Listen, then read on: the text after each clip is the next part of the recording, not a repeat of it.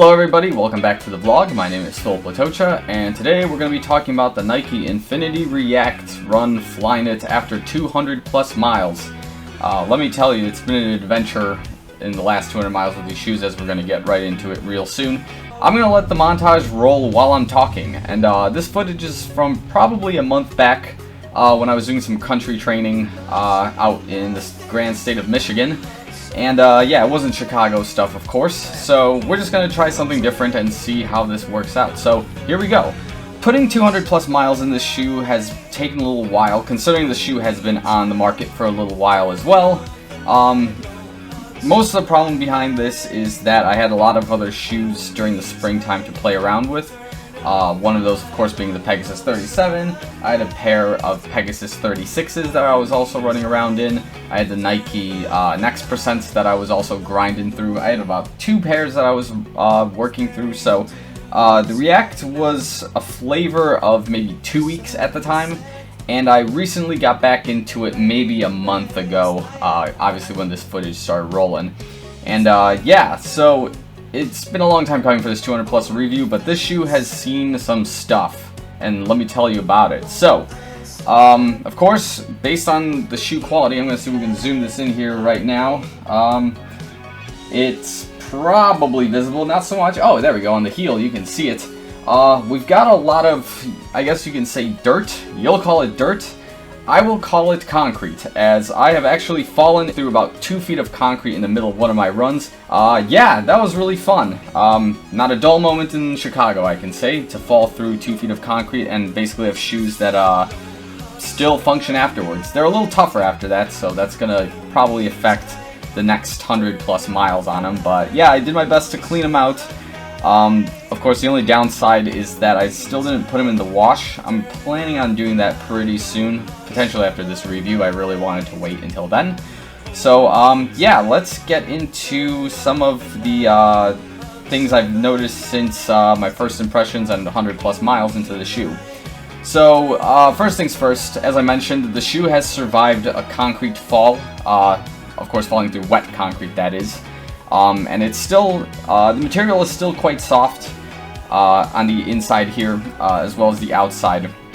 But it is slightly tougher, and that's going to be something that I'm assuming this pair is just going to have a long-term issue with, considering that we're dealing with external materials like concrete and whatnot. We'll talk about, let's talk about the shred on the bottom of the foot. That's going to be something really critical here to note. So we're going to see if we can zoom this in with some of our light. It might be visible. Let's see if we can get that fixed. So yeah, let's talk about this shred here. So this is my right shoe, of course, and it tends to supinate a little bit. And it looks like overall this shred is not as bad as I thought it was going to be. Definitely because of the design on the bottom of the shoe, where it doesn't have so many lugs like the Peg 37. It doesn't have a lot to shred. It would have to basically shred almost the entire bottom for it to really start breaking into this React foam. So that being said, the only real damage to the bottom of the shoe, or the real wear in this case, is closer to the toe box and more on the outside, where of course I'm supinating. So that is a really good sign, especially with these. There is a little bit of wear on the midfoot as well, but I'm not overtly concerned about that. Also with the shoe, I did walk occasionally in this shoe as well, so there should be a little bit of wear elsewhere on the shoe, but it's not really substantial, just nothing you wouldn't expect from walking in it. But yeah, this is a really fun shoe just to walk around and recover in, or just do everyday activities in. Seriously, very fun shoe in that sense. The foam, as you can see, is holding up very well. No issues thus far with the quality of that. Those are probably my pros so far, and of course the durability of the shoe, that's also a high plus, to survive falling through concrete, different weather conditions. It's a good shoe in that case. Okay, so let's get into the cons of this shoe. So my cons haven't really changed all too much since the last time we've talked about the shoe. There's just one other thing that I would note now, but it's not entirely the shoe's fault, it's also an external feature to be concerned about. So, of course, my biggest con with the shoe is the laces themselves. I wish they had another shoelace hole where you can potentially tie a runner's knot, or just have more room around the lip of the shoe to tuck the shoelaces in, because they do tend to flop around if you don't tuck them in a more creative way, and that does kind of end up being annoying in the case of the way I like to run. The Peg 37s have a good capability of that. The Next Presents also have a room for tucking in these laces, but yeah, the laces are quite long and they do tend to be annoying in this particular position, and tucking them in to the side, which I like to do, is not always possible. Another con of the shoe, which I've begun noticing recently, especially now that we're pretty much in mid-July and it's very hot in the city of Chicago, and I'm sure it's hot everywhere else, is that the shoe tends to feel a little bit heavier when it's hot outside. And so what do I mean by that? So in my particular case, again, this is anecdotal, this is no rib at the shoe, it's just a consequence of, is that I am not really great at running in temperatures above 90 degrees, closer to 100. That's, of course, where I start having issues. I know some people who love running when it's that hot, and I know a lot of other people who don't. I know a lot of people who like running when it's a lot cooler outside. That being said, this past week has been extremely hot, and it's been very hard for me in particular to run any pace above basically 630 comfortably. So that's probably why I ended up resulting into the Infinity React, was because I know that by design this is supposed to be a slower shoe, even though if you push it, you can really push a 6-minute plus pace out of it. But nevertheless, I knew that the shoe itself was going to be a lot more comfortable with the temperatures and just inadvertently forcing me to relax during the runs instead of trying to slam, you know, marathon pace or 6-minute pace every single day.